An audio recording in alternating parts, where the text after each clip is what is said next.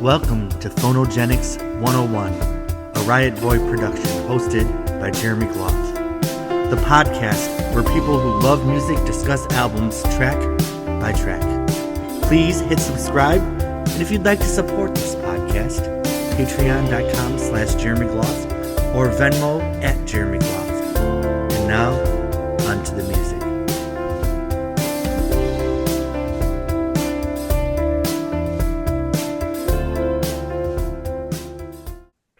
Hello, everybody. Welcome to Phonogenics 101.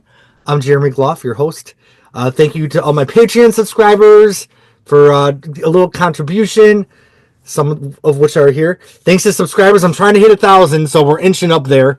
And then thank you to my Blondie friends here. David, is this your first time on a Blondie one, or were you on Rockbird? I can't remember. No, I wasn't on Rockbird. This is my first time.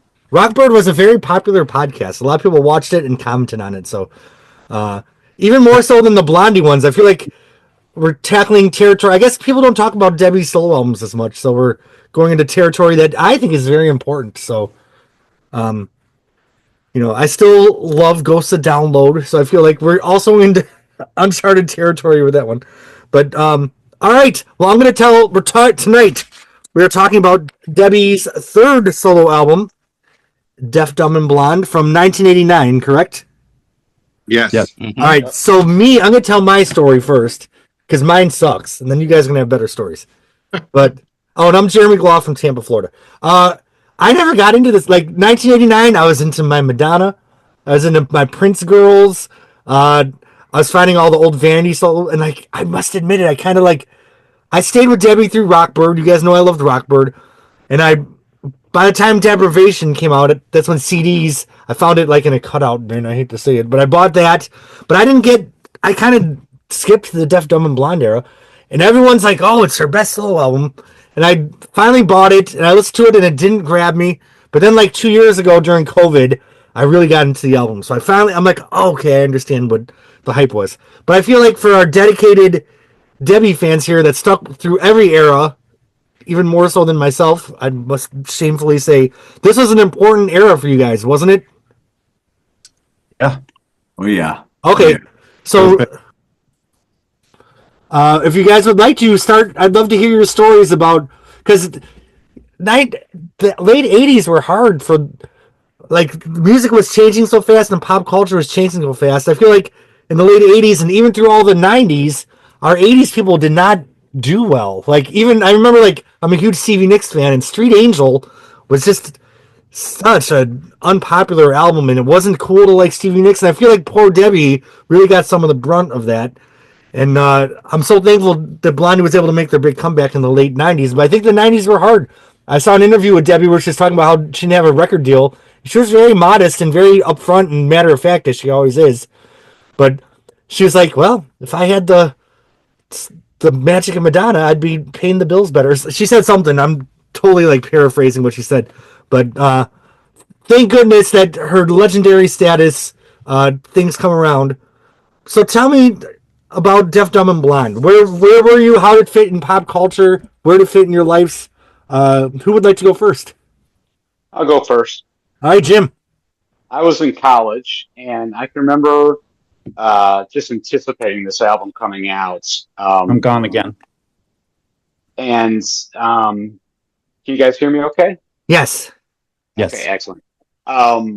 So I was in college, and I, had bought the album. I'd gotten the I Want That Man 12-inch single and things like that. And, she just wasn't getting played on the radio. And it was disappointing. And I was at a party and met another person who actually said he had heard I Want That Man on a radio station in Birmingham. And I was in Tuscaloosa at the time. And I can just remember being so excited thinking, maybe this is the one. Maybe this is the one that'll be the big Debbie Harry album that would be, like the big Blondie album or something like that. So there was a lot of excitement and anticipation for me when this album came out.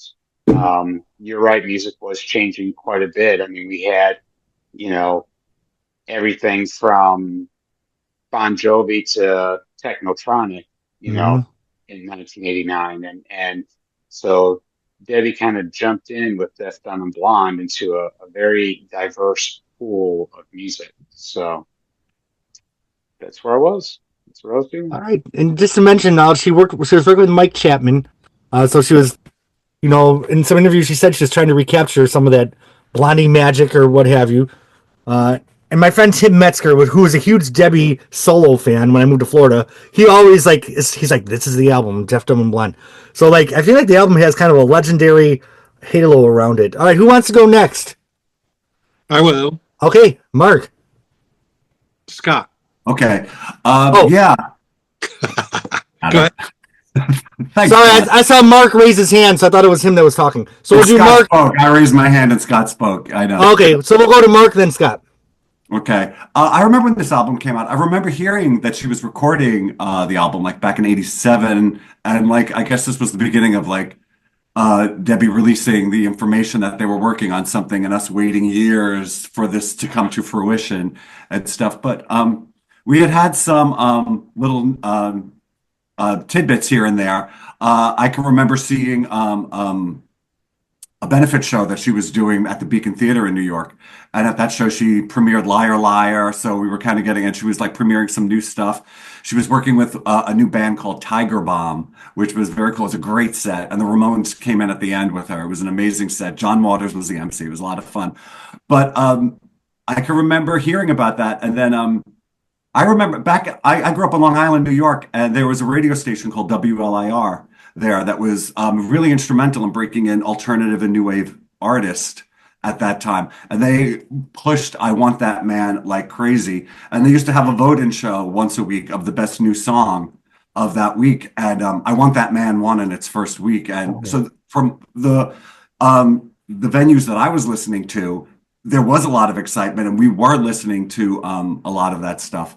I don't know how it got lost in the shuffle. I guess, Middle America or the rest of America just wasn't quite ready for that. I thought it was, I felt like there were a lot of alternative bands at that time that were doing really well. I feel like that was when the B-52s were kind of making a comeback. And Yep. Even someone like Iggy Pop, I think that year had Candy, which was a very pop song, and REM was really big, and Sinead O'Connor was really big and kind of riding a high. So I was ready for it to really, really catch on. And I felt like all the elements were there.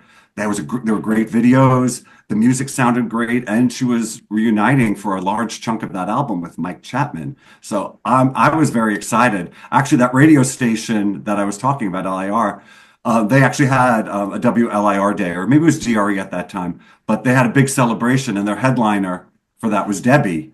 And she did an amazing, amazing show. I managed to score tickets for it. But so I felt like there was a lot of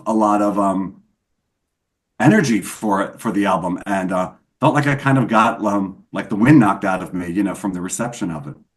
But that's my memory of it. Well, something that I remember is, being a pop fan, I remember this album really being marketed kind of to the pop audience. And I wonder, had it been marketed more of an alternative album, maybe it would have done better. I know we'll probably talk about that later. But, I feel like Debbie sits a lot more snugly with B-52s or Iggy Pop than your Paula Abduls or Madonnas, which I feel is where the album was kind of... And even we're going to talk about it, but there's some Thompson Twins productions on there, and they were having a little bit of resurgence with their Big Trash album, which I don't know if it was the same year, but it was around this time, wasn't it? I think Sugar Daddy was a top 30 single, and Debbie was on that album on Queen of the USA. So, all right. Well, Scott, I'm sorry that my eyes and my ears don't match each other, but you are next. No, I don't have much to add except that I remember this feeling that they were really pouring money into Deaf, Dumb, and Blonde for once. Rockbird came out and Cuckoo came out, both without a lot of fanfare, without a lot of push. And this felt different. This felt like they were really pushing the comeback of Debbie Harry, financially. And they got Mary Lambert to do the video. And I just had really high hopes because of all that. It's like, maybe that's all she needed. I was thinking, maybe she just needed that financial push, the good videos and all that. And then, yeah, like everybody else has said so far, it didn't quite make it. It kind of made it, but it didn't make it all the way, and it was disappointing because it's such a strong album. And I feel like for our 80s people, like they were able to be successful at the end of the 90s, and we talked about this on a different podcast, because you had VH1 behind the music, so people got to be marketed as kind of elder statesman legends. But when you think of Debbie for this album, she was 44 years old, which wasn't that around the age of Tina Turner doing Private Dancer? And Tina was really marketed as like survivor, elder statesman, older person with Private Dancer, and I don't feel like they use that angle with this album with Debbie. I feel like they're just trying to put her right alongside the youth teeny boppers. Yeah. That probably wasn't the best marketing idea, I don't feel like. Yeah. All right. Anyone else want to talk about their Jimmy? Yeah. I have like a huge blank spot for the year 1989 in my brain. So it's like whatever happened that year, I hope I had fun because I have little memories of it. But I just remember them appearing on this roller derby show. Yes. To promote this album. And it was like, why are we? It was like, why roller derby? It was just that like was called Roller Games. Yeah, it's like they were on it multiple times, pushing this album. I don't know. I think for me, this wasn't the sound necessarily that I was particularly into at that stage of my life. I think I was a little bit more leaning towards the electronic industrial sound by then. So this, I of course bought it just because it's Debbie Harry. Why wouldn't you buy it? But I don't know that it landed with me really well, given my interest of the time. Yeah, I'm thinking of 1989. That was the year of Rhythm Nation, wasn't it? I mean, that's all I was playing was damn Rhythm Nation. David or Barry, or do you guys have anything you want to add? I would love to comment. I have the opposite recollection of 1989. It's extremely vivid. So I had just finished grad school, and at this point, since I had internet and email since the mid 80s, I had developed a pretty large network of Blondie fans, both through the mail and at this point in email. And I had a couple of letters printed in Melody Maker, letters to the editor. And as a result, I had met some really hardcore Blondie fans. And I was 2 years into writing my fanzine fan mail. So I have at that point, I took a lot of notes. I have a lot of very detailed writing and notes about that time period, the things that were coming out and when, and all over the world, things like that, and really detailed tour reports, which is one of the reasons why I ended up hitting it off with Chris so well when we finally met in June of 1990, when I met Debbie and Chris for the first time. And Chris said that it was the fanzine was obsessive, and he liked it. They all loved it. And I have some stories to tell about some of the shows, maybe a little bit later. But in general, that was where I was in '89, and I loved the album. I've always been a fan of Mike Chapman's production, not only for Debbie and Blondie, but for other artists as well. So it was a really good point in my life.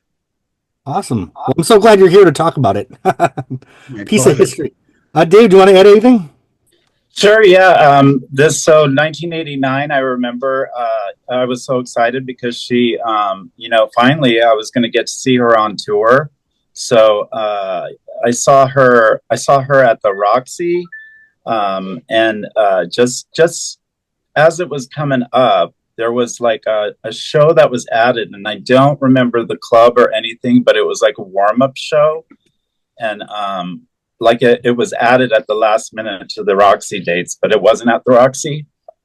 In any case, it was really, and Barry, I remember you. It's nice to meet you. It's nice to meet everybody here, actually, though. But Barry, he was talking about his emails, and yeah, I became aware of Barry way back with the DHBIS and that like email.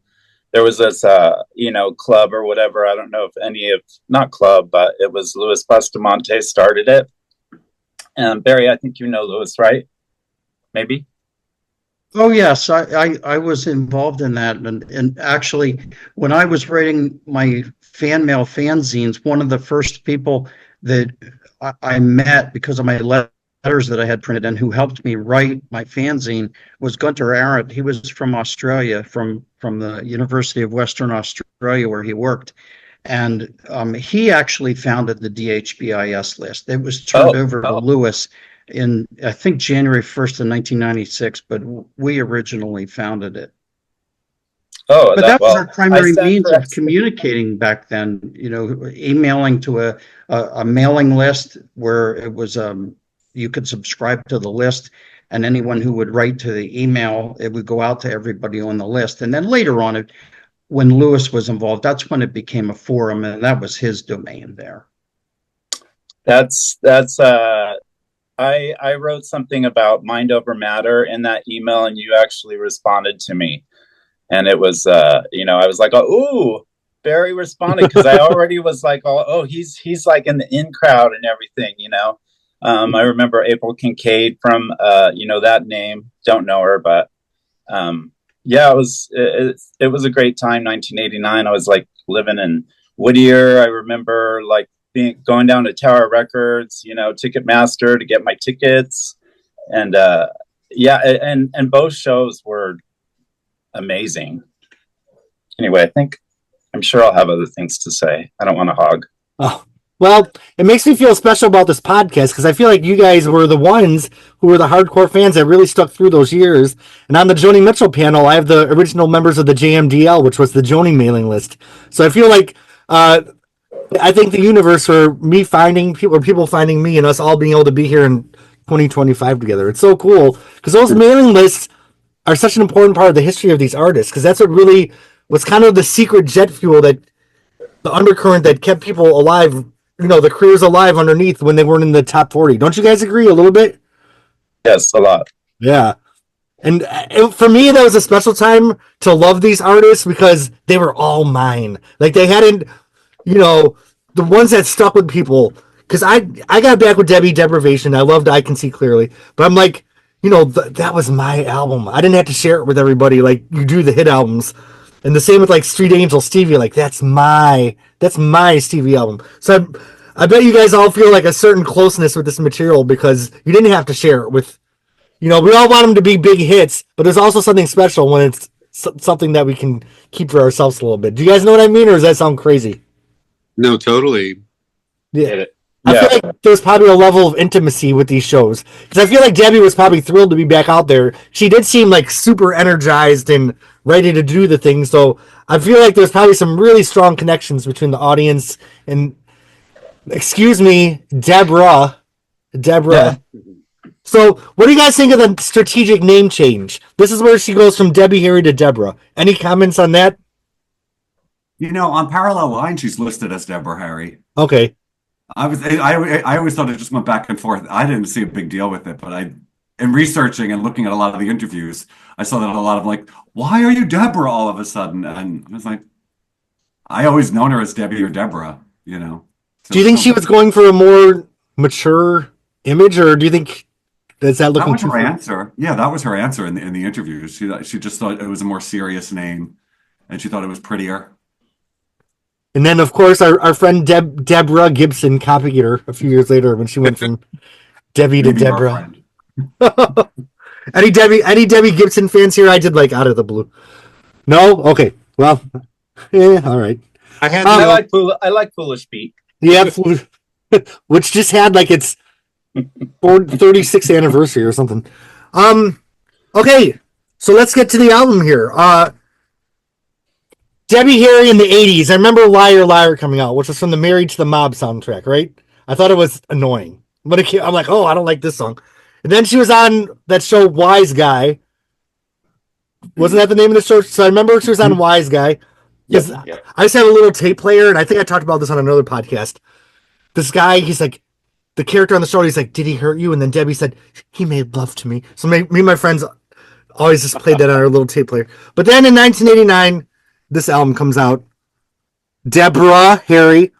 And this is when all the album titles for a little bit seemed to be a play, because there's like Once More Into the Bleach, Deaf, Dumb, and Blonde was the next thing after that. And then wasn't like the Platinum Collection and Blonde and Beyond kind of the things that came out after this. So there was kind of like that era where everything was kind of a play on words. And I feel like that's a little bit of a disservice to this album, because this album is so unique in the whole catalog compared to that stuff. Do you guys like the title, Deaf, Dumb, and Blonde? I do. Yeah.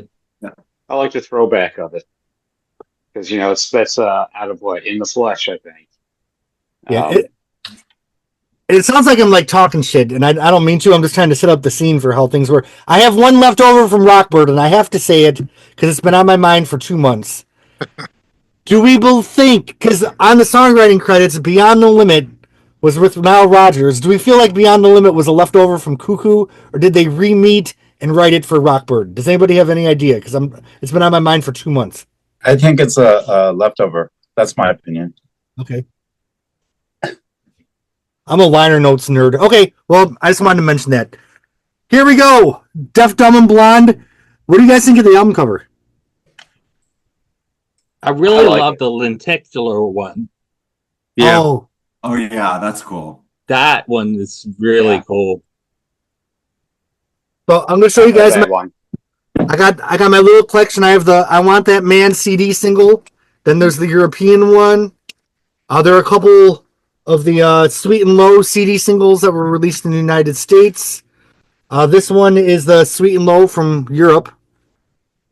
And then my Maybe For Sure CD single that has a little bit different of a mix. This one was a little bit harder to find, but I've tracked it down. Yeah. All right. Well, I guess we'll go into the track by track. Any other general things that y'all want to say before we go into the album?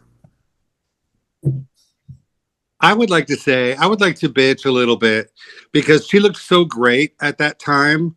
Like I remember Yeah. all the 80s, she kind of looked, I don't know, like she was recovering from all the stress and strain of maybe Chris's illness and Blondie breaking up and all that.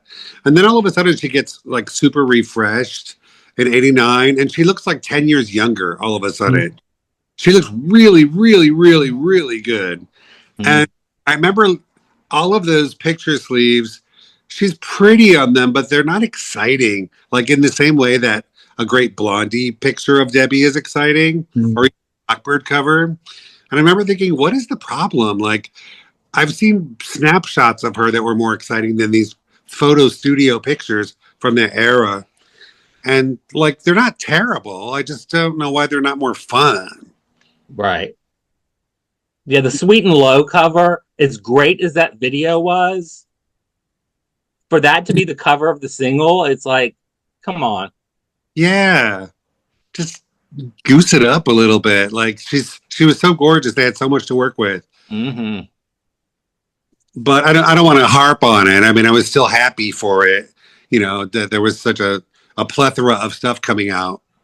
I know. I almost feel a little bit guilty because I feel like everything I say is tainted with a little negativity. But I can't help but wish that they had marketed her more with the alternative, with the Sineads, with the, some of the industrial stuff. If they would have gone a little, because that is Debbie Harry's counterculture, even when she's top 10. You know what I mean? Like she's never just a Pop-Tart. Maybe that's what it is. Maybe they were making a conscious effort to give you a more mature Deborah Harry. Right. We missed the edge, the punky, vampy, campy side of her a little bit. And it's interesting because in the music, I do feel like there's some of that there in the music. So, yep. For sure. I think it's kind of funny also that it came across that way because she had switched management at that time, and she was with Garrick first, who was doing Tom Tom Club, Ramones, and all those alternative artists, and she was kind of lumped together with this very, very creative manager who really had this great pull in the alternative market, and I find it very funny that it kind of did get like pushed in that direction. Mm-hmm. I'm trying to think of like people from the 70s that were coming out with music at this time. And I rest in peace, I can't help but think of Marianne Faithfull, who did like Strange Weather in 87 and then Secret Life in 91. Like they pushed her to the alternative side and it worked. She had Blazing Away, that solo album in 90. So I wish we could just go back and remarket this album, damn it. Yes. Yeah. Because this doesn't sit next to Paula Abdul Spellbound, or maybe that wasn't until a year later, but I feel like, this would have sat in my CD collection behind The Lion and the Cobra, even though they're two totally different kinds of music. Like, that's where I put Debbie Harry, is that kind of human being. Mm-hmm. Yeah. Oh, I mean, she did chart well on the alternative with this album. I think I Want That Man was number 2 on the alternative. Okay. Charts. So, I mean, the alternative market, I guess, was listening to it. I don't feel like it got the sales. Yeah. Yeah, I read today that it went to number 12 on the modern rock charts in the US. So That's not bad. no. And didn't this album do well in the UK? Yes. It did well Top in 20. the UK, and it went platinum in Australia. It was like number 2, I think, in Australia. The album. It's always Australia from Into the Flesh through Deaf, Dumb, and Blonde, keeping Deborah on the charts. Jimmy, before we go into this album, I do feel like it's I anticipate your resequencing of the tracks. Okay. Because when I was listening to it, I'm like, oh, this could use a resequence. So I'm interested to see what you're going to have to say at the end.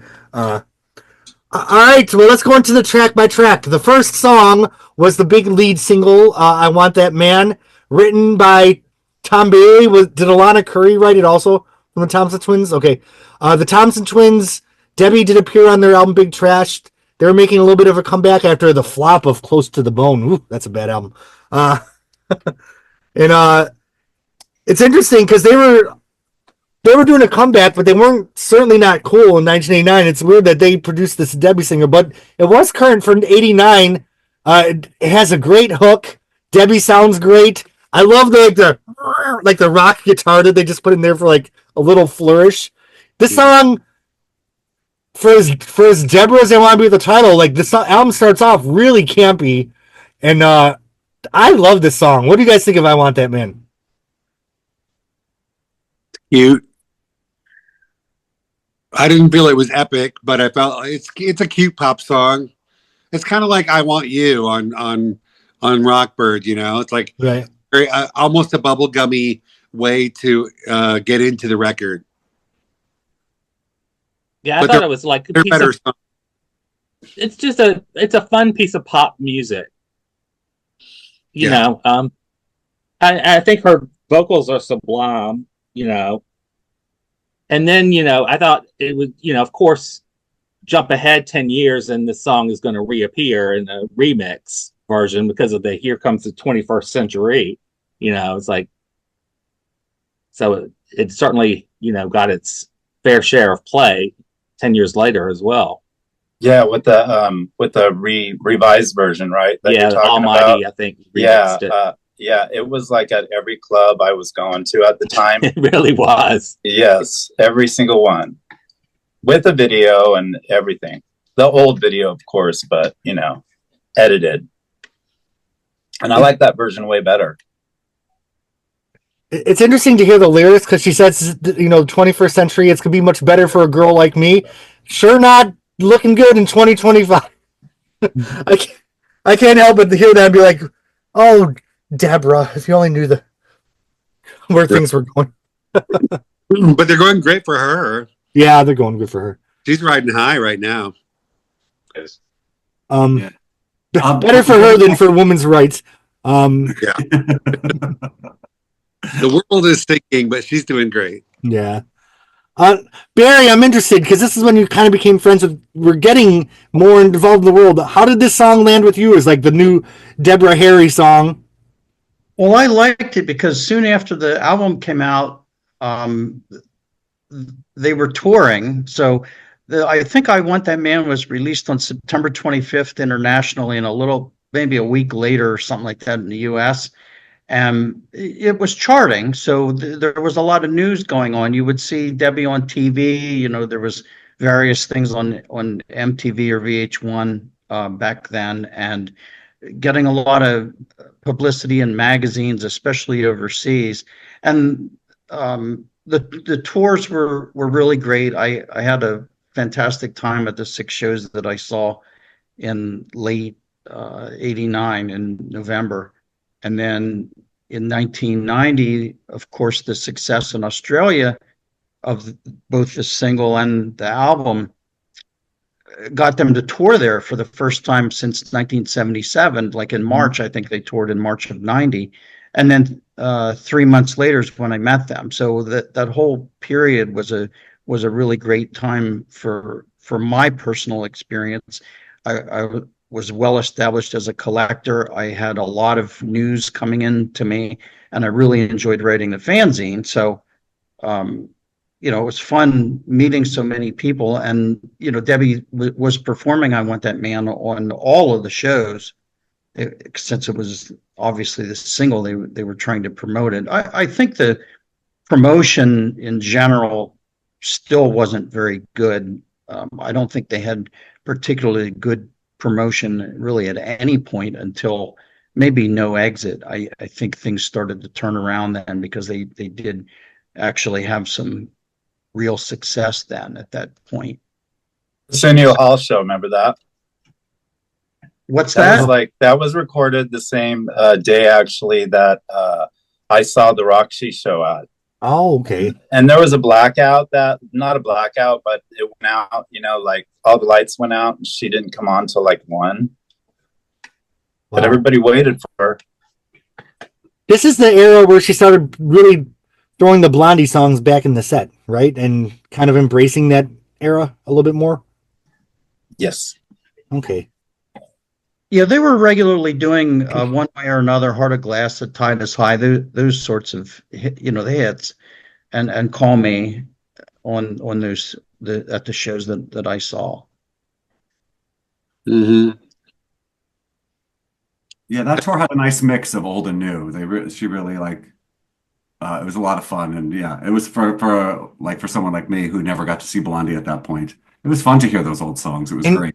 What size venue was she playing for this tour? Like, was it clubs or? Well, they played at the World in New York City, and I have a note that said it had a capacity of 1,300. There were a pretty good amount of people there. I think that was sold out. They sold out 2 shows and ended up adding a third. And I think most of the shows were that big or a little bit smaller than that. Not really anything larger than that. And that must have been so special, because you'd never see Blondie in a venue that size now. You know what I mean? Right. I remember taking notes. I was reading some of them before I came on here, and that at a lot of the shows where I had the opportunity to wait in line like all day, because at that point I had basically just graduated from college and wasn't working yet. So I was able to get there really early and be the first or so person in line and get right up front, where I was like 6 inches away from her for many parts of the shows. It was really great. I remember at the World in New York, the stage was super, super high. And it was me and Gunter, and I think April might have come to that show. I don't recall. But we were right up at the front, and when they would come to the edge of the stage, we'd be looking straight up, like on their heads as back as far as they go straight up. And it was, quite a distance to their faces, but their feet were literally like a foot away from me. There were other shows where the stage was low, like at the Chestnut Cabaret in Philadelphia, which was my favorite shows. The stage was only like 10 inches high. It was really something. All right. Well, any other thoughts on I Want That Man? The video was a big deal at the time because of Mary Lambert directing, and she was famous for doing Madonna, I guess. Oh yeah, yep. And that was a big thing. That was probably that's probably remains her most elaborate video, right? What do you guys think of the video? Do you like it? I love it. She's a vampire, right? Yep. I thought it was fun. I thought they did a good job with it. Mm-hmm. I thought she looked real beautiful. I thought Yeah. the production was great and everything. There's two versions. There's one that's a little more vampire-ish, and Chris Yeah. has the Nightmare on Elm Street hands and stuff. Yeah, I yeah. thought it was great. I thought it was funny for like such a pop song that they had like this kind of dark, kind of theme to it. But that's Debbie. I love that. I love the image of it.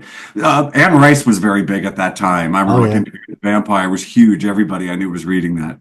So I thought it was funny that they kind of took that, kind of vampire-ish theme and went with something that was just such a charming little pop song. Yeah. I'm curious. Do we have any Thompson Twin fans on this podcast? I've seen the Thompson Twins live. Yeah, Okay, I like 'cause- them. I have some vinyl. Yeah, I know Into the Gap just got reissued. I always loved their albums. Sidekicks, Into the Gap. I wonder, does anybody know how Debbie hooked up with them exactly? I thought it was through management. Management just paired them together? Yeah, that's right. Okay. All right. Well, I Want That Man. Like we said, a great fun pop song. Definitely campy. Track 2, written by Chris Stein. Now, would you say Chris is more involved in this album than he kind of was the Rockbird? Oh yeah, definitely. Yeah, He even definitely. produced songs with Debbie on this, so he did some production on it. Right. As usual, their collaborations are seamless and magical. Love Light is a lot, I don't know if darker is the word, but it's certainly not fluffy like I Want That Man. We're already getting a little change in gears with track 2. Who sings on this one? Ian from The Cult? Is that who it is? Mm-hmm. How do you pronounce his last name? Is it Asbury? Asbury. I had ASTBURY. when I moved to Florida, I had a fling with a guy who just loved The Cult. Then I found out I was the other man. So ever since then, I'm like, oh, I don't like The Cult. But anyway, he adds his gothic vocals. And then, the song's kind of artsy and dark, but then there's like that sassy talking section, which is, to me, whenever Debbie gets a little sassy, I'm like, oh, that's the plastic letters section. What do you guys think of Love Light? I like it. It's kind of like Egyptian sounding. Like I just picture like the walking with your hands, Yeah. It's got sort of a theatricality to it. And I think it's catchy. I like the bending sort of chord changes. Nah, whatever that is. It's just distinctive and different. I like it. I absolutely don't like it, really. I think it sounds like a dirge almost, at times. And then the rap part is just so weak. That needs to be eliminated from it altogether. It just kind of drags for me. It just does not have any effervescence or sparkle or anything. It's just kind of a very flat sound. So for me, it didn't land well. Jimmy, you'll be so happy. I will never remember what podcast it was, but there was some album we were covering that there was a bad song on it. And I just thought of a funny pun on the title. I'm like Jimmy from the Blondie family would say. And I gave you a shout out somewhere in hours of footage. So you have left your legacy on Phonogenics. All right. Any contrasting opinions on? I have a contrasting opinion. I love that song. I could do it the rap part though. I'm really, really not a fan of rap. I have a very low tolerance, so I didn't care for that part. But I liked it. It's very Chris. Yeah, and I've always liked Chris's material. It is dark, I guess, is a good word for it, I suppose. But I liked it a lot, and they did it at all the shows. So obviously they did as well. Okay, I feel like this is gonna be a polarizing album, so it's time to bring back the thumbs up, thumbs sideways, and thumbs down for this album. It's time to bring it back. So let's start. I want to go on record with that. No. Okay, I Want That Man. I give that a thumbs up. Okay. Yeah, me too. Me too. I like how Barry's sitting out. Love Light. That's unanimous. I still give Love Light a thumbs up. What else we got from the? Oh. Yes. Oh, okay. Minus the rap part. Any other thoughts on this one? I always thought the rapping was just kind of like Debbie being New York City sassy more than. I didn't think of it as a rap section, more like the talking at the beginning of Ex Offender, like I saw you on the corner. So I thought of it more like that than rap. But I always, every time I listen to it, I look forward to when she's gonna sing "Coming After Me." It makes me happy. well, I never thought of it as like a rap, but like Ian Astbury I always thought he had such a great like kind of growl and voice, and I felt his, I almost kind of thought it was like Fred Schneider for a while because it just sounded so quirky. I was like, is that Fred Schneider? And I'm like, no, it's the guy from The Cult who I think has a great voice. And I'm like, I don't hear him. The elements were there. I just think they needed to turn the blender on a little higher speed or something. Or imagine if Fred Schneider was on the song. That would have been kind of cool. What year was Cosmic Thing? Was that 89 or 87? 89. 89. Okay. Mm-hmm. Man, what a great album that is, too. All right.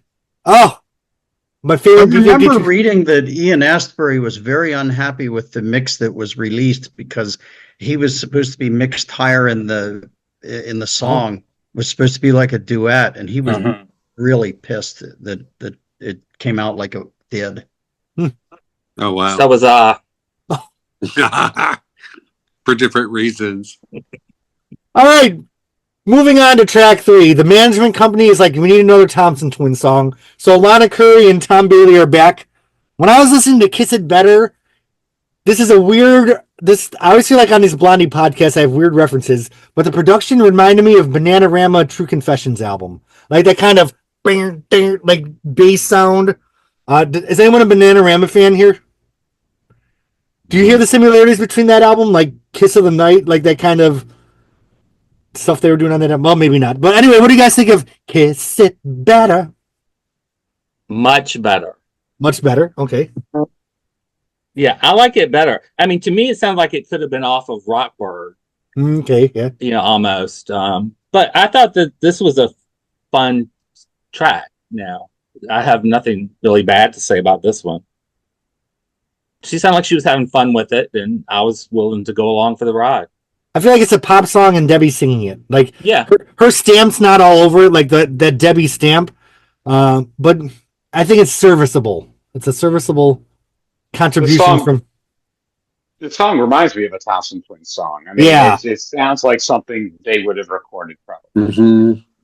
I can totally hear Tom Bailey like, "Curse it better." I wonder if there's Thompson Twins demos of these songs. There's got to be with Tom singing. Yeah.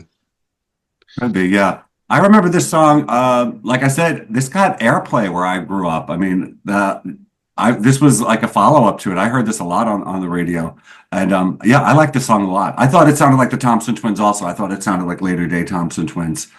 As I was listening to it, I was kind of like, oh, it also kind of, like the structure of the song kind of reminded me a bit of The Jam Was Moving, but just a little, a slight groove to it. Not quite so, marchy like The Jam Was Moving. I like The Jam Was Moving better. But I like this song. The Jam Was Moving. Yeah, I love The Jam. Because that has Debbie's stamp all over it. I feel like this is just kind of a little...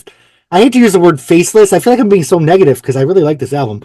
But do you think Debbie loved the song, or do you think the management's like, here's a hit song from the Thompson Twins, record it? Well, she wrote it with them. Oh, this is a... She wrote it. Oh, she sure did. She sure did. Okay. Yeah. I think it sounds like she's having fun.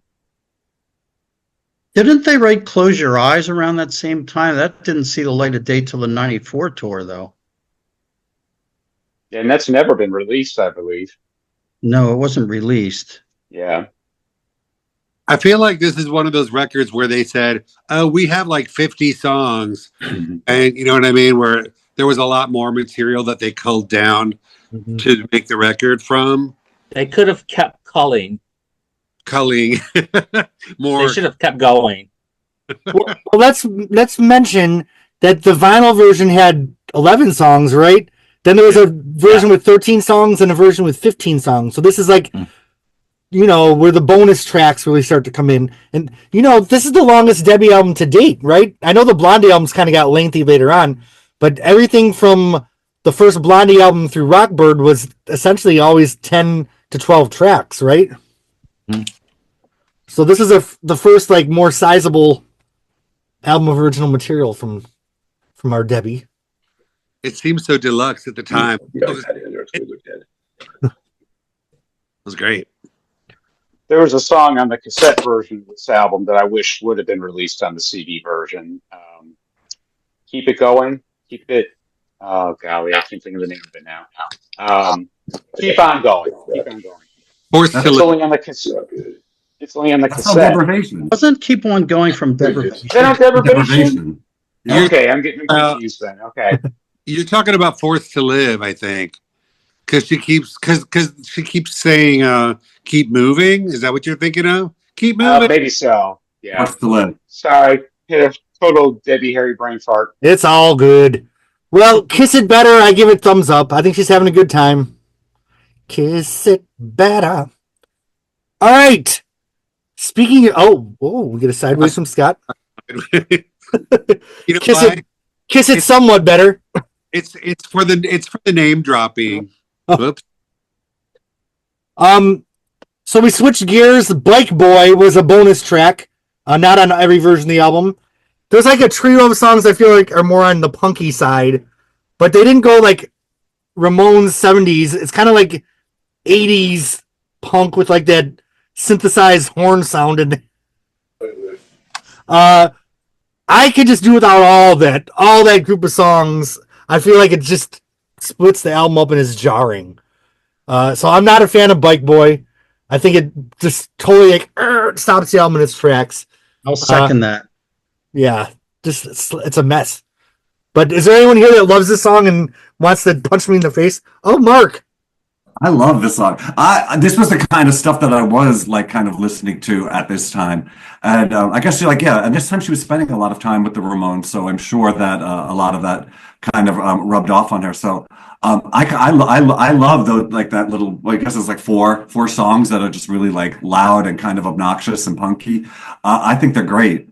And this one I kind of think is, this is like the more service, like middle of the road one. But I like it a lot. Although I do think it is quite jarring after Kiss It Better.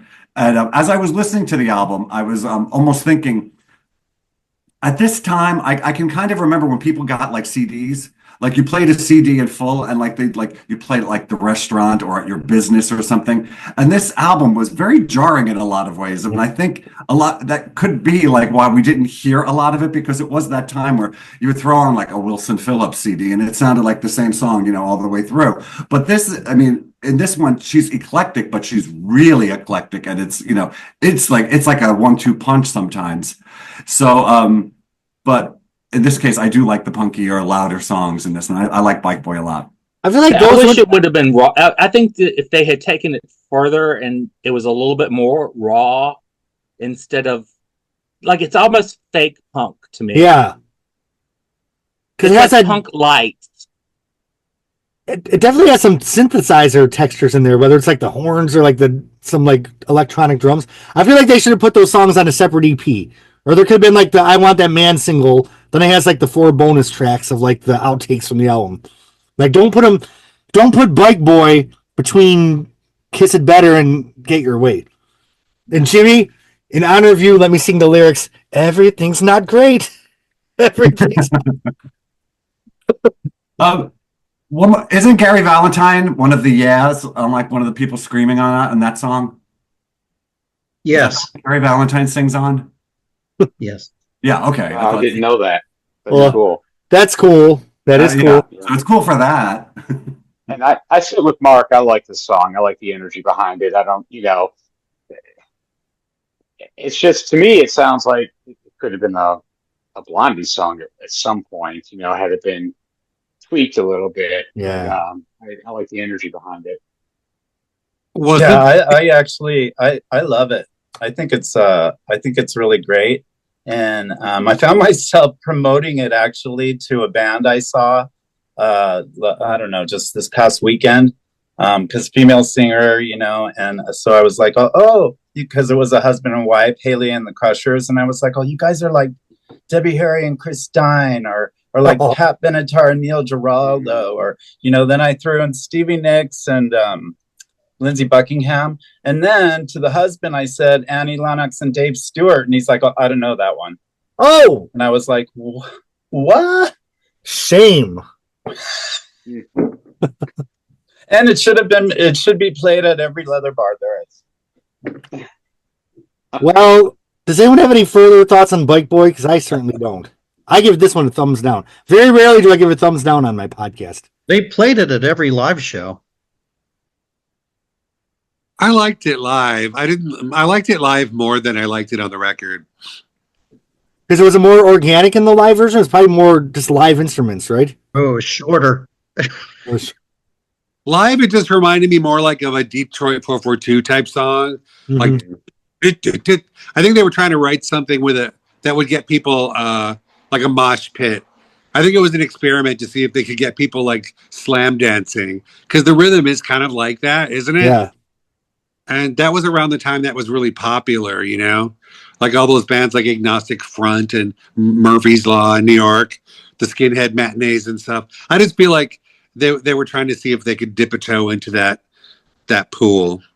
I feel like they were going for vintage Ramones, but then they ended up with the Return of the Living Dead Part 2 soundtrack. Yeah, it's not my favorite. I'll give it a side. Sideways. Yeah. All right. Well, switching gears again. Get Your Way. This one is kind of atmospheric. This one to me sounds like this could be a Blondie song. Like Eat to the Beat era. I like this one. What do you guys think of this one? Written by Chris, right? Chris and Debbie, or Chris? Yeah, I love everything Yep, about it except for the rap part. Oh, Exactly. But everything else is like, I think it's fantastic. The Look Out, I'm Coming. I just want that. Yeah. yeah. I just want that sound. I just want to be able to hit a button and Debbie sings "Look Out." Yeah. But the vocals, I think, are great. The way they layer them. You Have Been Demanding. I love the way she switches the way she's delivering the vocals. Towards the end of the song, and then the singing over top of it. So I really think this is a really great song if they could remove the rap part. I agree with you. The guitar that comes after the rap, that like is really cool. So how would they do that? Because you know what I'm talking about, right? That guitar part after the rap kind of like rocks the house. Oh, wait. Oh, whoops. I went back to Bike Boy. Oh, no, that is one of the lyrics. No, that is, yeah. Yeah. I like the rap. I think the rap is probably one of the strongest ones she's done since Rapture, and it kind of calls back to Rapture, where she does the get up part, turn it up, or whatever the lyrics. Yeah, get up and turn it up a bit. Yeah, I like that part of it, and but and the rest of it, I think it's the lyrics too. Maybe the lyrics of the rap. The delivery is good. The delivery is really good. Yes. The delivery is definitely better on it than previous raps and stuff. And it was kind of typical of the rap that was kind of going on at that time. Kind of reminded me of like Belle Biv DeVoe or something, Yeah. But I thought it was better. And I remember at the time going, oh, this is okay. And now, years later, I'm like, yeah. Yes. But I love this song. I think it's great. And but the rap is clunky. Yeah. Like Washington at Valley Forge, I get just what I need. Yeah. Well, I'm still gonna give it thumbs up, you guys. Yeah, and it really Oh, Yes. Yes. I love this podcast. All right. Any other thoughts on that song? All right. Moving on, I'm going to make a bold statement on this podcast. I know that the next song was something that they had done on a soundtrack earlier and remade it for this album. But I'm going to make a bold statement and say that the next song, Maybe for Sure, is my favorite Debbie Harry solo song ever recorded. I think it's just a perfect fucking song. It has everything I love. Like, her talking is like Pretty Baby, where she's talking. Like, it has the great chorus. It's kind of like, to me, like a Eat to the Beat song with a 1989 production, and it works.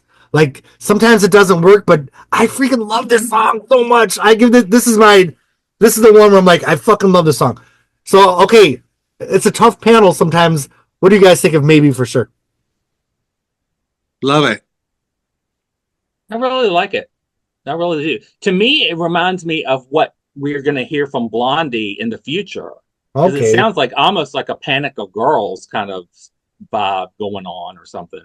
So it definitely has a Blondie-esque feel, and that's appealing, in this song. So I think it's really great. God, which is like the oh, that's like Union City Blue throwback, but for modern times. Like, basically this CD, Deaf Dumb and Blonde, is the Maybe for Sure single, because I just listened to this song over and over.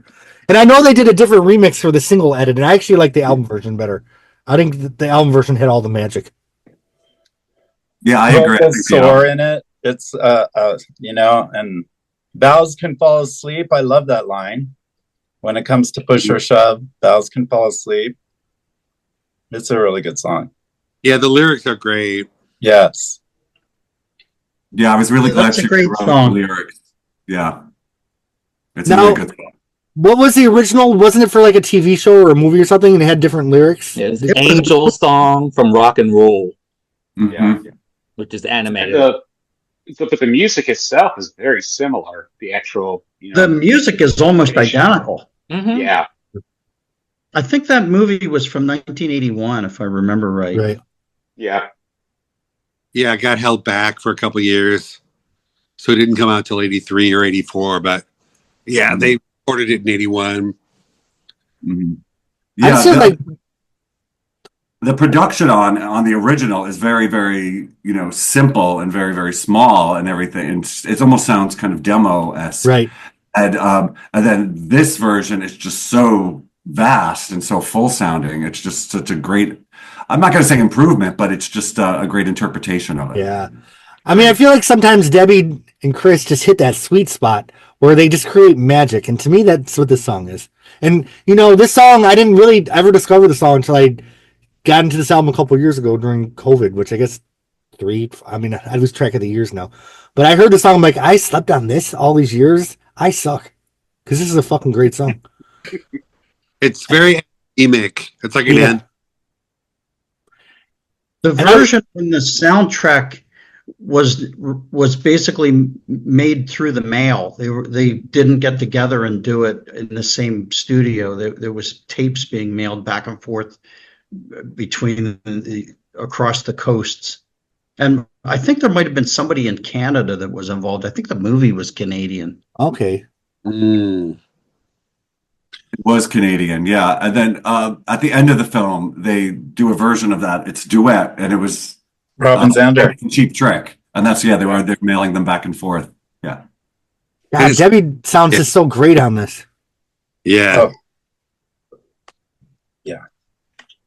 And you're right. When she vocalizes, it's like a throwback to the stuff that she would do in she vocalizes that way in Pretty Baby and Just Go Away. Right.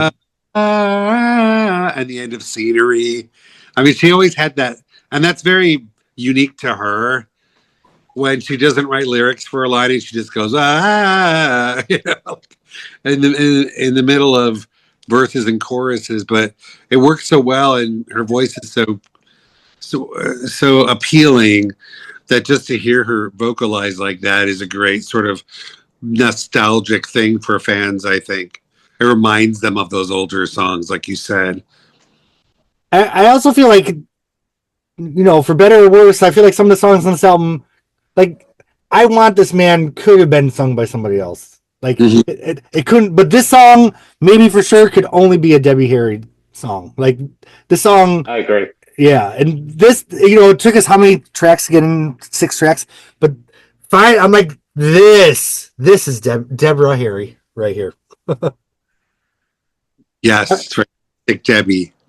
All right. Any other thoughts on Maybe for Sure? Fucking 2 thumbs up from Jeremy. I'll give it 2. Did they do this on the tours? I think so. I don't remember it. Not that I recall. I've I never have some seen it set live. list in my notes, and it's not on there. Okay.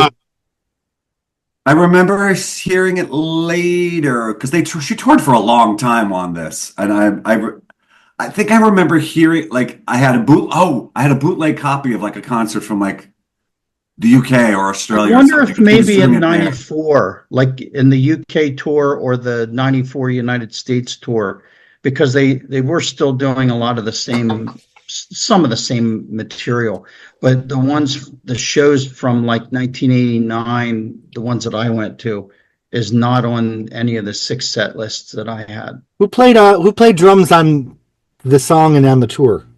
On the tour, it was Jimmy Clark. On the album, I think Tommy Price did a lot of it. Because I'd love to hear a version of Maybe for Sure with Clem on the drums. Just like really hitting those toms and stuff. Did Clem play on any of this album? No, He's not on anything? no. Okay. And I mean, Clem really just does add that muscle. Yeah. Mm-hmm. All right. We are moving on to a song that I feel was sometimes a bonus track, not on every version of the album. We had The Tide is High, Island of Lost Souls. We're back to the islands with I'll Never Fall in Love. Would you guys say this is a little bit on the Caribbean side? It wasn't written by Debbie. It's very breezy. I don't hate it though. Like it's not to me it's not a bike boy, but it's also not a Maybe for Sure. I'm just kind of like, it's pleasant enough. I'm interested in what the panel thinks. Filler. Filler, okay. I think pleasant. Pleasant is a good word. But Pleasant, real maybe pleasant. shadows the Jazz Passengers. I mean, and what she's going to do with that. When I get to this part of the album, I always kind of say, "All right, it's intermission time, folks." Because and that's not a bad thing. I like intermission, but but I feel like it does kind of break the album into like 2 sections, and I feel like this song and the next song are just kind of like well, what's that sherbet that they give you in between meals? Just something to cleanse your palate. What is that? I have all the Jazz Passengers albums, and I think I listened to them all at once. And I'm not saying it as a bad thing, but it's just kind of like, oh, okay, I'll run to the kitchen and get something, or I don't, but I just kind of feel like it's like a break from everything, and it doesn't necessarily have to be in the album. Like these could truly be the bonus tracks because they don't necessarily fit in with the album. Yeah, but I don't hate them. I think they're great. I think they're really great. I don't like lemon sherbet either. Oh, I like the song, and I like the next song, and I like exactly where they are in the album. Because for me, it's like you have, the go go go go go, and then, Mark, you're right. It's kind of like an intermission, but for me, it's I don't know. It's kind of a pinnacle point of the album for me to kind of wind down from the first part and get ready for the second part. And without these 2 songs, you can't do that in the way I listen to the album. So, no, I absolutely love this song. well, I don't know if this panel has ever been had such a varied opinion on this song. I remember talking about that before, how fascinating that it is when you take an album and you go through, like, especially like on the newer Blondie album or a couple of albums where you have a group of listeners like we do, and how everyone has such a diverse opinion where there's some of the people don't care for something at all, and some just love it. And that's one of the things I always thought was really interesting about Blondie's music, and obviously Debbie too, because the same thing was applying here.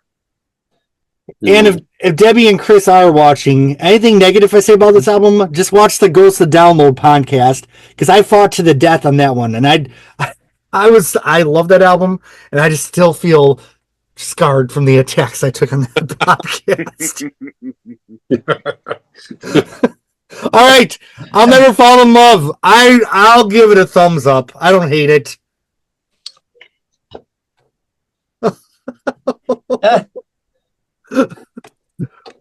All right, we are now going to Cal Marie. Debbie, was this something that she wrote or translated from somewhere else? It's in Portuguese, isn't it? Part of it. It's in English. I was wondering what language that was. Yeah. Just like on Panic at Girls, like Debbie has those songs that she sings in other languages. I feel like this is like if Chrome went 1989. I love it. I think it's so pretty. I love it. Yeah. I mean, to me, it echoes Orchid Club. Like in the beginning, it's like a slower paced Orchid Club sound. I think but what really sold me on this song was seeing it on Night Music. It was the TV show, the live version. Oh, it's like once I heard, like hearing that version, it was like, because her vocals were so amazing live in that show. And that version of this song, I think, is like better than the one on the album. But it really gave me an appreciation of the song. I think that Night Music, if you've never heard it, go to YouTube. I'm sure it's on YouTube. Okay. It's so atmospheric. It is atmospheric. Did she do this on Saturday Night Live? No. Okay. No, actually, my good friend worked on Night Music. She was the head makeup artist, and she did Debbie's face for that. And she told me one of the most amazing faces she's ever worked on in her life. Is that the most amazing? Yeah, amazing skin. But that's beside the point. That is the point. Right? Well, part of it, right? But I was listening to an interview around this time, and the interviewer was asking Debbie. They said, "Okay, desert island. You can only take, somebody's going to be stranded on the desert island. They can only take one song from this album. What song do they take?" And she said this song. She said she thought it was the most beautiful thing she's ever recorded at the time. So she was really proud of it, and I like it. It's quite beautiful, and the performance is lovely. All right. Any other further thoughts, Scott? No, I love it. I think it's a beautiful, soothing, comforting song. A lot of times you can accidentally go into like boring, soggy territory with these ballads, but it's not like that. It's very atmospheric. It's almost eerie and mythological, and it's gorgeous. I love it. That's all. It's unanimous. All right. Thumbs up from everybody. Is this the first time in the podcast? No. Well, did we all give I Want That Man a thumbs up? I can't remember. We didn't do it. We didn't do it. All right. Moving on. Sweet and low. That's the way I like. Okay, I remember the song on MTV. To me, Debbie did the club sometimes, Feel the Spin. I think Sweet and Low is a hot track. I really do. But if I take you out. We got the backup singers. To me, this checks all the boxes of something I love about a Debbie solo song from 1989. We got a hook. We got her being a lot campy. Like, I think this song is campy as fuck. I am 2 thumbs up on Sweet and Low. I'll say that already. But what does everyone else think? I'm curious. Love it. The video, I think this is my favorite video of, I just think the video is just sheer genius. I think the remixes for the clubs were really good. The only thing I will say is I can't help but think about Sweet and Low when I hear about it. Like, is this a commercial for Sweet and Low? I was hoping to sell it. Well, I really wonder that, because the new management companies like Debbie, we got to get some money coming in. Why not? I think she did the same thing on Rockbird with "Buckle Up," because that was like a slogan. There was a whole campaign then. Buckle up, it's the law. Right. I think she was hoping to sell that one too. I think she's made little attempts here and there to make jingles. But Well, she did sell French bread around the time of French kissing. oh, Yeah. Yes, remember the French bread commercial? Sarah Lee. Sarah Lee's French bread. was I this just watched that like 2 days ago. was this song ever on Club MTV? Yeah. Yeah, because I feel like I remember it being in rotation a little bit. Because I'm like, oh, there's Debbie. It's fun. This song I enjoy, like driving in Florida, my windows down, the air conditioner blasting. You know, a hot guy in the car next to me. I'm like, sweet, and like looking. Her I voice don't is know. good though. Say goodbye. Yeah. Sayonara, sugar. Like it's totally Debbie. The song is so Debbie. And the thing is, like, I feel like this is a Debbie song, not a Blondie song. You know what I mean? Like, maybe for sure I love, but I could hear Blondie doing that. But this is so Debbie, so amazing. Yeah. There was a 12-inch picture disc of this out in England, and also I Want That Man. They made 12-inch picture discs of those two singles. Mm. Yeah, I have them. Yeah, they're great. They're beautiful. But this song, I can remember like that summer of 1990. You couldn't walk past a gay bar without hearing this song. No. I mean, it just brought me back to Fire Island at tea dance, and it was just shirtless men everywhere just dancing to this song. It was amazing. It was great. It was right with. Oh, sorry. Go ahead, Mark. No, it's all right. Yeah, no, it was just like it was like inescapable. It was just that song. It just kept going on and on. It was just such a fun time and such a fun song. And I just love her performance in it. And I love the breakdown at the end where they're all doing the harmonies. The baby, won't you carry me home? Yeah, that's so good. No, that whole part. I love that. It's classic Debbie. That's classic Debbie. Yeah. Who's singing the background vocals? Does anybody know? Oh, it's on the liner notes. Okay. I don't remember. Now, the song's a co-write with Tony C. And didn't Tony C. write I Want You on Rockbird, or am I imagining things? No, that's right. And she wrote Feel the Spin. Feel the Okay. Spin. So when I said Feel the Spin, okay. And Lip Service on Deprivation. They wrote together. This is a great fucking song, man. Great. Like, there's like 4 or 5 like real bangers on this album, and you have your like Bike Boys, which me like as a skip. You know what? But it is worth it for the price of admission. Stop bagging on Bike Boy. Oh, you haven't seen nothing yet because we're about to get to a few more songs. Uh-oh. Anyway, Uh-oh. any other thoughts on Sweet and Low? Before we say Sayonara, sugar, I give this 2 thumbs up. I give this 2 legs up, but I don't have enough room in my closet. All right. Ooh, I should wear my readers here. He Is So. What do you guys think of this one? Love it. Love it. Yep, I love it too. Strong track all the way through. Love the vocals. Everything about it. I don't have a lot to say, but a song like Sweet and Low is hard to follow up, and I feel like she keeps the momentum going. Because sometimes the album can switch gears. We can say that without offending anybody. We'll say it switches gears, but this one, to me, is like a... I don't know. It reminds me of Sunday Girl a little bit, maybe because of the falsetto. Okay. It's got that sort of breezy feeling.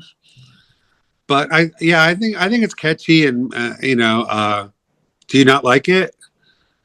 Is it not one of your favorites? I love it. Oh, good. Oh, I like it. Yeah. Yeah, Do we have another unanimous one? Because I love that song too. Yeah, I love it. An interesting comment on that one. There is another version of that song that one of the verses has different lyrics. It's I guess some sort of a demo or something that Chris and Debbie were working on. That I got a copy of it from when I digitized his tapes, And if we have a listening party in New York or something, I will bring it and let everyone listen to it. Let's do it. We'll broadcast I'm live. in. Yeah. Yeah, when it warms up a little bit, let's do that. Yeah. All right. So, any other thoughts? I don't mean to interrupt anybody. Thumbs up on this one from everybody? All right. So the next song, will it get the bug eye or the stink eye? What do you guys think of this one? I like Bug Eye. Yeah, I like it. I think it's fun. It's cute. It's Rockbird-esque again to me. Yeah. It doesn't bother me though. I feel like, it's keeping the momentum going. Debbie sounds great on it. It's cute. It's fun. It's got a great bridge.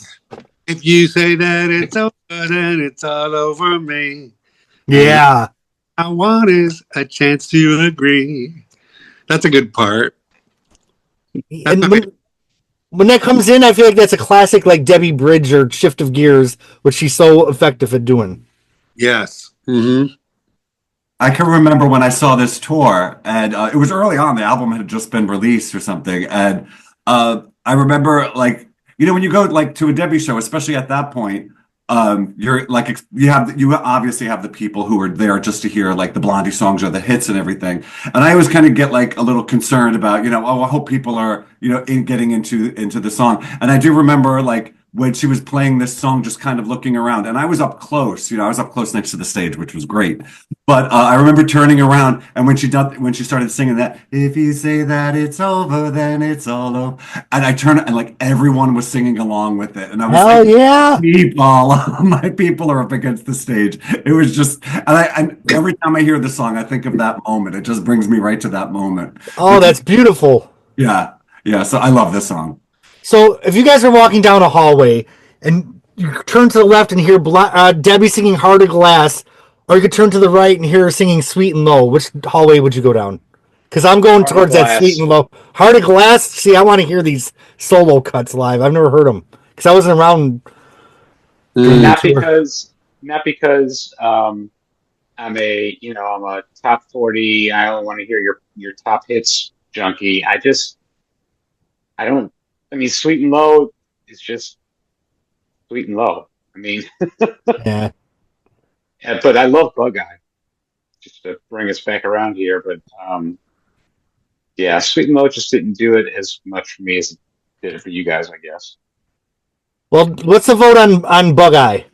Somebody didn't get asked to dance, apparently, at the gay club. I know! You were not at Fire Apparently Island. somebody wasn't. That's because I wasn't going to the gay clubs. That's why I was 40. Oh, So I think Bug Eye was written about a stuffed animal that Chris probably found in the garbage. It had some messed up eye. I think the eye was torn out. Maybe a cockatoo bit it off or something. Oh, And Chris brought that creature, that stuffed animal, along to all the shows on the tour. And he would sometimes start the show by bringing this stuffed monkey out and whacking the microphone with its arms. And they gave it a name. The name of Mickey? the animal Was that Mickey? Mickey, yes. Was it a monkey? I never knew what it I was. think it was a monkey. Yeah, I think it was a stuffed monkey. Yeah, they were obsessive with that thing. Did you find it in the trash in New York next to the jar of pee that he passed on the street every day from his book?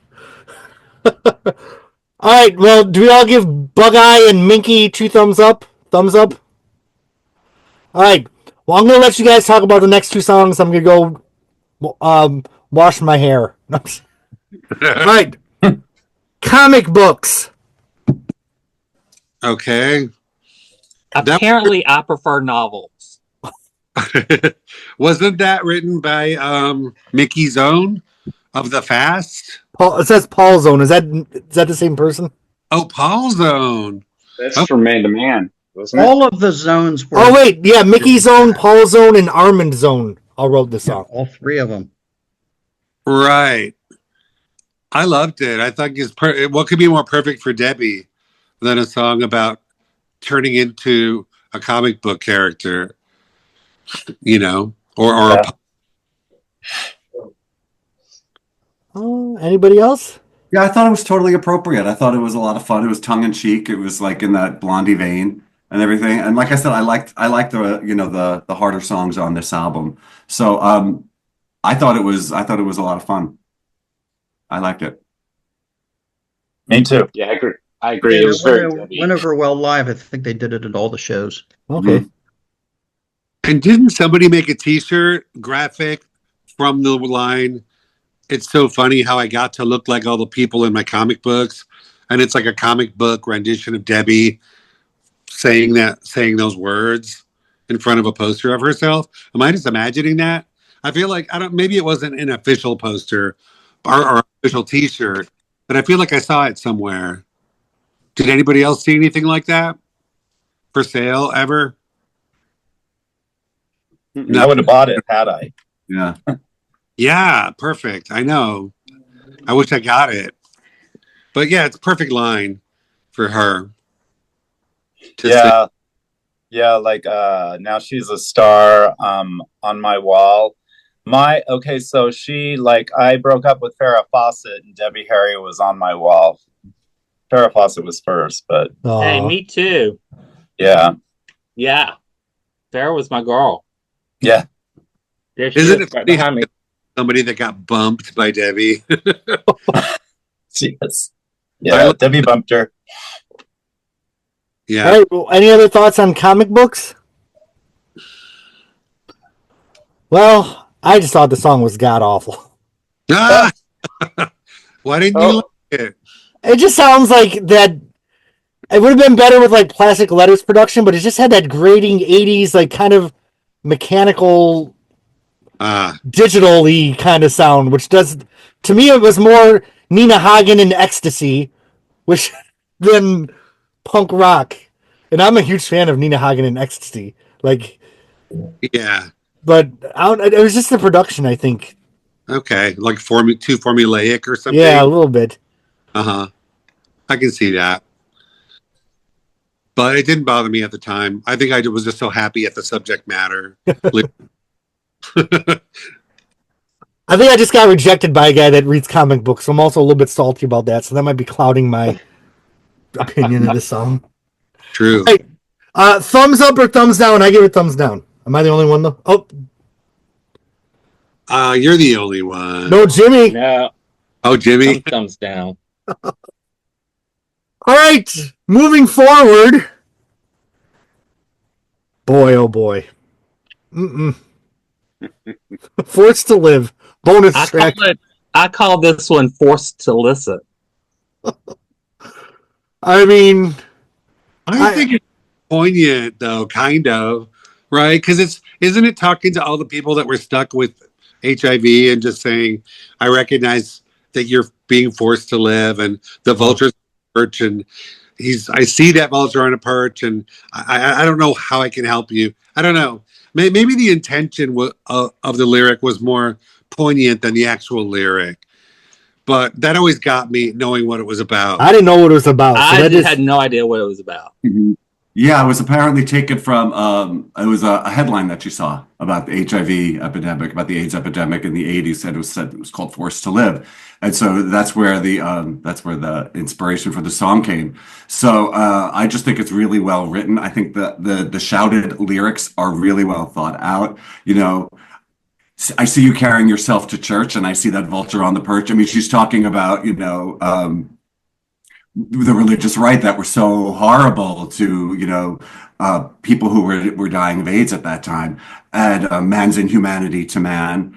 And I'm sure a lot of it also came from just her own personal experience of what she went through a few years prior with Chris, who was thought to have HIV at the time.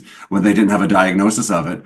So I really like it, and I like how the song was approached, and I like that it's angry, and I like that it's scary. I mean, thinking of the time, I mean, if they were writing the album around 87 and between 87 and 89, that was horrible. That was just a horrible time. I mean, I remember I'm slightly older than some of you, but I mean, that's what it felt like. I mean, I lost a lot of friends from that, and yeah, that's what it felt like. I had no idea about that connection with the. So I really will have to give it a re-listen. Me too. It actually has some gravity to it. Because to me, it was just a bunch of noise. Yeah. Yeah, I mean that's what I took it for, is just surface level. Just I just didn't like the production.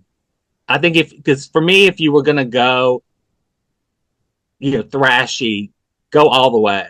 You're right. I feel like we're still in Nina Hagen and Ecstasy territory with the production. Madonna had that song "In This Life" on Erotica about her friends that had HIV, and that's still my least favorite song on the album. Heavy subject matter does not make for great songs sometimes. But I appreciate you telling me that, Mark, because I really do want to I want to re-listen. Now knowing the story behind it, I want to listen to it again. And I remember that I remember I kissed a guy, and I'm like, oh my god, I might have HIV. There was such misinformation, and even people forget. Even in 2000, I'd go get tested and wouldn't want people to see me sitting there. So we're not as far removed from the fear and the terror. So I'm definitely gonna probably, when I'm mixing down this podcast, listen to the song, see you guys in 2 months, and be like, "Fuck you guys, you were right." This, just like Auto American. Remember, Auto American all over again. Yeah, son of a bitch. I'm in the group chat "Fuck you guys, you were right." So I'm going to refrain from voting on this one because I did not have enough information. I'm sitting out the vote. Me too. I abstain. Anybody else want to? We have all thumbs up. Barry, do you have any commentary on the song, knowing what's it about? I think that it was a great message, and the point out about how, what Mark said about how many people were dying and that were personally connected to Debbie and Chris. Right.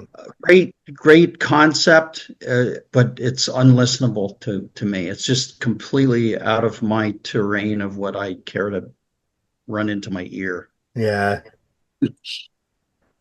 They did it live at every show, though. Well, I will dare to say that it's also the shortest song that they've ever done. I'm trying to think if there was anything shorter than 2 minutes and 2 seconds, and I don't think so. What about Amani?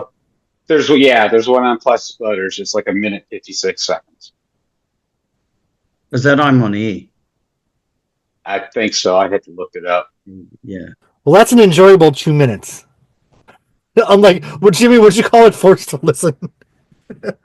Well, that's before I knew what it was about. I mean, now I'm going to give it another shot. But Jesus Christ. Earlier I would say forced to listen. Just print it out and read it. How do you give a thumbs down to a fucking song about? It's Contact in Red Square. Oh, Plus Sputters. Yeah. Okay, from an audio only standpoint, I would have given that song 2 thumbs down. We're going to revisit it after the podcast. Moving on. Bright Side is a song I do remember being played in 1989. We have Debbie in a very Love Thy Will Be Done atmospheric synthesizer thing. I love Bright Side. I think she sounds wonderful. I love Debbie in kind of a mid-tempo synthesizer bath. Forced to Live was written with Lee Fox, and was that the first time Lee appeared in the Debbie universe on credits? Think so. Okay. Yeah. So that must be noted. That's of historical importance. Okay. But he did go back with them to the Saturday Night Live appearance in January 16th of 87, I think it was. Okay. He did French Kissing in Love with Love. Lee was involved with them, so okay, that's probably why he was involved in the album at least a little bit. Okay, cool. All right, Bright Side. To me, this is one of my favorite songs on the album. Beautiful, great performance. What do you guys think of this one? Love it. Love it. The lyrics Everything are about beautiful. The music's beautiful. I mean, it's. I don't think it's the most beautiful song on the album, but it's a great song. And I feel like 2 things. This could not have been a Blondie song, and this couldn't have been sung as effectively by anyone else but Debbie Harry. this is one of those times when it's clearly a stamp of her solo career, and it's really top notch, in my opinion. It's great material, great song. She did this on the Wise Guy Yes, series, but it was a different version of Bright Side, and I would have loved to have heard a full length version of the Wise Guy Bright Side, because it was a little poppier sounding, I think, on the TV show than it is here. did Wise Guy come before the album, or it was before the album, right? It was just before the album, Mhm. yeah. So I wonder if it was that was a demo of the song, or if they didn't want to get the rights from the record company, so they pulled a re-recording, so they didn't have to deal with the copyright. Yeah, I can't answer that. I don't know, but I just wish it were released so we could, I could like compare the two. Come on, Cherry Red Records, give us that Deaf, Dumb, and Blonde reissue. So I think there's a market for it out there. I know she said she had two versions of the song that she presented to the producers of the show, and they chose the one that they wanted. So Okay. perhaps that was just, a more upbeat version of it that they were working on, and then they decided to release the more somber version of it. It's And I don't know as if we'll ever see it, because when the Wise Guys series was re-released on CDs and stuff like that, this season, the Debbie Harry season, is the only season that is not included in any of those re-releases. Yeah. And I don't, I just say Debbie Harry season because she was on it. I mean, there could be obviously other reasons why that particular season was not released, but yeah, you can't find that anywhere unless somebody's got an old grainy VHS copy of it from when I do have it on a VHS somewhere. I do. I did too. I did too.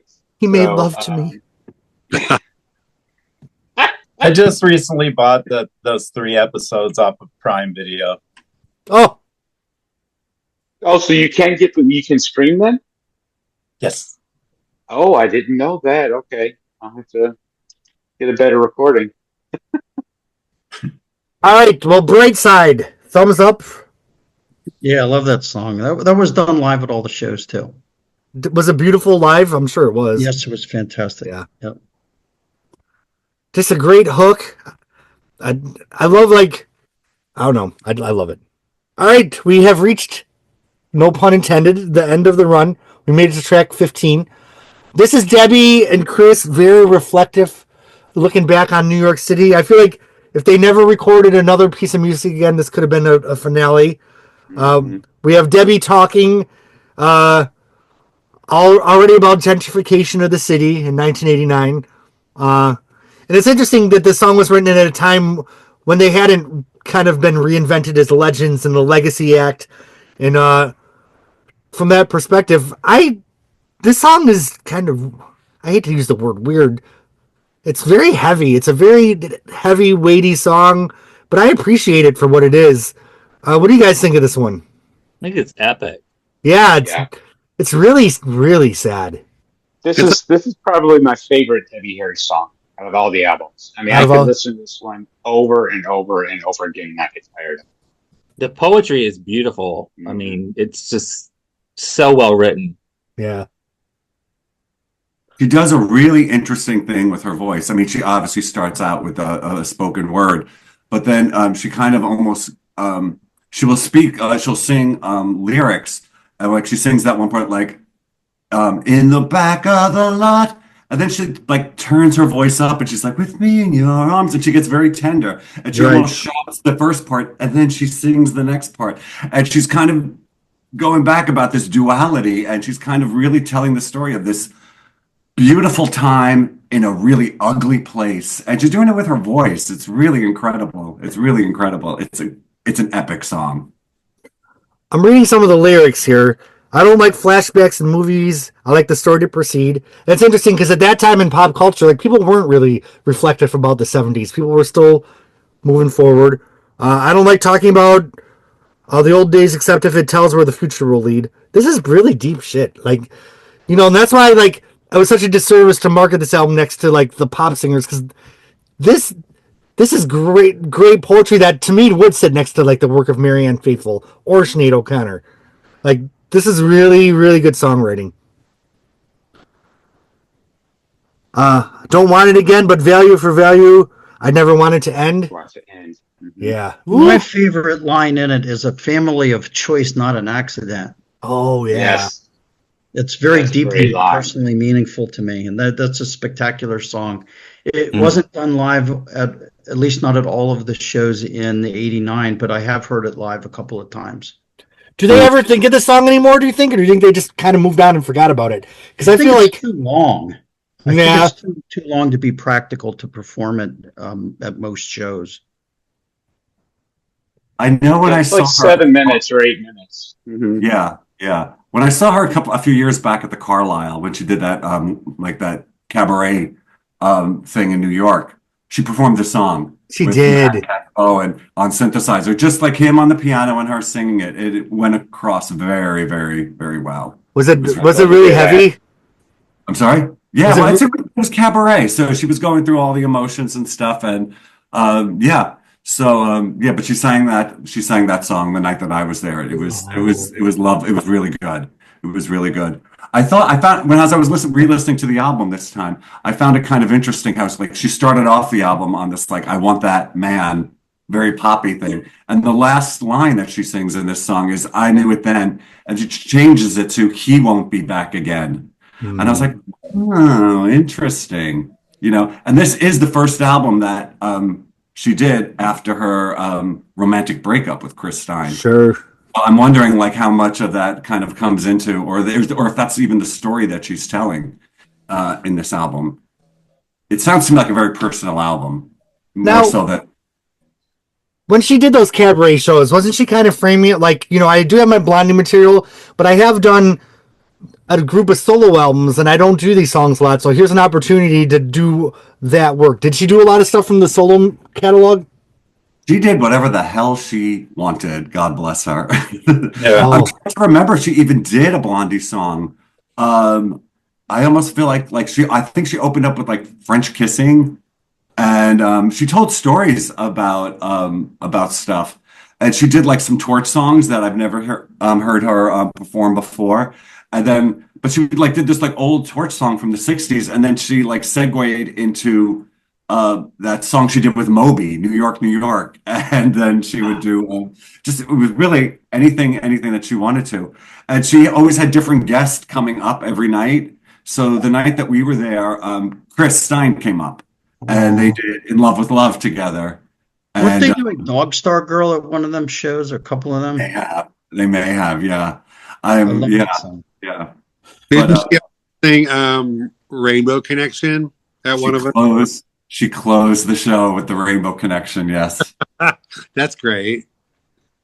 Yeah. Are there recordings amazing. of the- It was amazing. Are there recordings of that whole show somewhere? I found little snippets on YouTube, but I've not seen like a whole evening recording. I haven't seen a whole thing of that, but the thing was that like every night was slightly different. Okay. She just pulled like I said, she did whatever the hell she wanted. And I guess because people were going like every night. I think she did like, I don't know, 14 shows or something. Wow. I bet they're on Setlist, the Setlist website. I'll have to check that out. Yeah, you have to check it out. But you think about it, like, Debbie has her Blondie albums, but then she did do 5 solo albums full of great material. And that's why I'm so glad we're covering these albums, because I think there's the stuff that I love on Deaf, Dumb, and Blonde I love it just as much as the stuff I love on the Blondie albums. So, does anyone have any other thoughts on End of the Run? I give it really strong 2 thumbs up. And I remember because like I said, I didn't really get into this album until later. The first time I heard it, I did kind of stop in my tracks. I'm like, holy shit! Like this is because I knew I Want That Man in Sweet and Low and Brightside, but this is a whole nother level of artistry here. And boy, this album's all over the fucking place. It was a really generous thing of her to write that song, because she is famously adverse to nostalgia and Sure. having. He always says that. I'm not nostalgic. I don't like to look back. I don't like thinking about what I've lost, who I've lost. And in this song, it's like she's dealing with all of those little mini funerals. Right. And all the people that are gone, and the time and the era and the youth of it all, the romance. It's a lot. I feel like I wonder if she was compelled to do that, or if it was sort of a gift to the fans to sort of like make herself confront that. It'd be interesting to talk to her about. See, and I feel like that darkness and emptiness of the HIV scare of 1989. For me, I hear that in this song. Yeah, that's probably part of it too. Part of those losses. I think we all have PTSD from that era, and Jesus Christ. I mean, I remember going to the gay club in 1995 and running. I probably told the story 8,000 times, but you had to run from your car to the club because people would drive by and shoot because you were gay. That's not that long ago. You know what I mean? That's not that long ago. Wow. So, well, okay, we did it. We did Deaf, Dumb, and Blonde, you guys. Scale of 1. Any final thoughts before we rank our scale here? I want to tell a little story about one of the shows. Please do. At the World, some fans had sent, it was some kind of cellophane wrapped arrangement of dried flowers. There was a dried rose and some other dried flowers up onto the stage, and Chris picked it up and he took the pointy end and he was strumming his guitar with the pointy end, just to show that he was interacting with the person who sent it up there. Anyway, then I guess he got the bright idea to turn it around. So Chris started playing the guitar with the flower end of this. And to his delight and everyone else's, it started to shred the flowers up into a big cloud of dust and particles. It was way up in the sky. Like, I don't know, like a big 8-foot sphere of all this dust and debris, and the fans were blowing it around and the lights were on it and everybody was just roaring. It was one of the funniest stage moments I ever remember. I love it. Barry, do you remember Debbie getting tackled at the World? Because I have this memory. Yes, in fact, I was at that show and I was just reading that article that I wrote in the fanzine about that, where at the end of the show, somebody ran up and grabbed her. And while the roadies were realizing what was going on, they knocked Debbie down onto the ground. Yes. He like hugged her from behind and she couldn't get him off. And then they both went over. And she was a really good sport about it, as I remember. But it was really scary because it was like, what's.